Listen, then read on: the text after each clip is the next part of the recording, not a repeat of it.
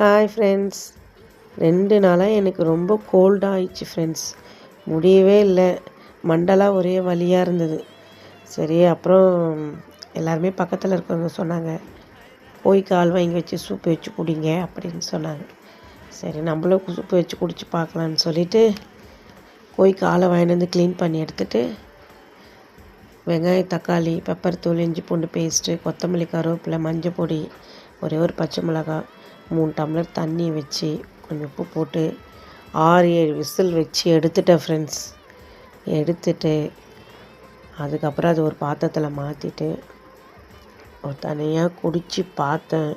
உண்மையாக நல்லா ஹெல்த்தியான ட்ரிங்க்கு தான் ஃப்ரெண்ட்ஸ். எனக்கு ரொம்ப பிடிச்சிருந்தது. இதுதான் ஃபஸ்ட் நான் கோழி காலில் சூப்பு வச்சு சாப்பிட்றேன். ஆனால் ரொம்ப ஹெல்த்தியான ட்ரிங்க்கு, நல்லா இருந்தது.